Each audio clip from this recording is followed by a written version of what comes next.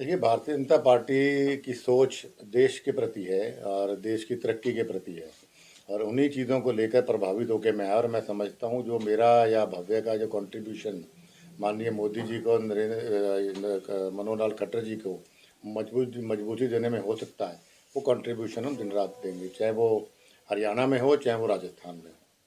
अच्छा, बहुत सारी समस्याएं थी जो आपके इलाके की, कितने जो आपने वादे भी किए थे, कितने पूरे हो पाए हैं? देखिए, अभी शुरुआत हुई है और एक अच्छी शुरुआत है और माननीय मुख्यमंत्री जी ने जो कहा वहाँ पे कि भव्य का मुझे हाथ पकड़ाओ, आगे मैं जानता हूँ, उसकी ओर हम अग्रसर हैं। चाहे हमारी 24-25 करोड़ रुपए की हमारी सड़कें ही मंजूर हुई, सीवरेज की बात हो, पानी की बात हो या और बातें हो, रफ्तार शुरू हो गई है, बहुत जल्दी उसमें तेजी पकड़ने को देखिए आपको दिखेगी। तो आदमपुर उपचुनाव के दौरान एक इशारा बार बार सीएम साहब की तरफ से भी, गवर्नमेंट की तरफ से भी, बीजेपी की तरफ से भी आ रहा था कि चुनाव जीतने के बाद भव्य बिश्नोई को कहीं ना कहीं मंत्रिमंडल में स्थान मिल सकता है। उसका क्या रहा? अभी और वक्त लगेगा या क्या? देखिए, हमारी जब पार्टी में मर्ज किए तो हमारी बिना शर्त हम पार्टी में शामिल हुए थे और हमारी प्राथमिकता आदमपुर हल्के के विकास की थी और भव्य को अगर मंत्री बनाते हैं तो ये इसका जवाब तो या तो ग्रोवर साहब दे सकते हैं या मुख्यमंत्री जी या ऊपर के हमारे लोग, लेकिन ये अवश्य कह सकता हूँ कि भव्य एक एसेट भारतीय जनता पार्टी के लिए साबित होगा क्योंकि देश के सबसे शिक्षित लोगों में से एक है। तो आपकी छोड़ने की वजह कहीं ना कहीं नहीं, मेरी कारण रहा कि भाई मेरे से वादा खिलाफी हुई उस पार्टी में और मैंने सिद्धांतों की और स्वाभिमान की राजनीति की है।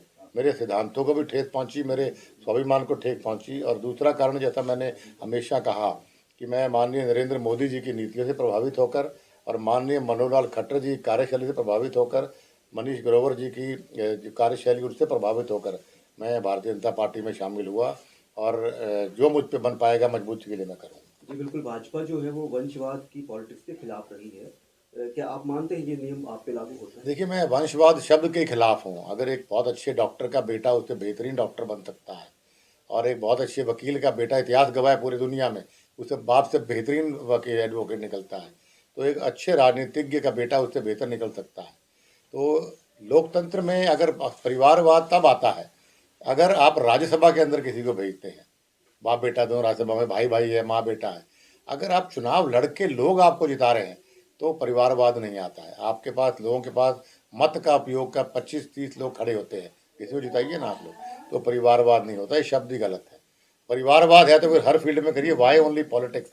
हर फील्ड में होना चाहिए कि भाई ये वकील आ गया, तेरा छोरा डॉक्टर बना लिया, वकील ना बनाइयो, ये तो नहीं हो सकता ना।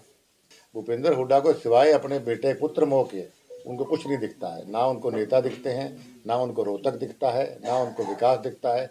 हर चीज़ में अपना बेटा बेटा बेटा, धृतराष्ट्र कहूँ तो गलत नहीं होगा। आंखों में पट्टी बांध रखी है, बेटा उनका बड़बोला है।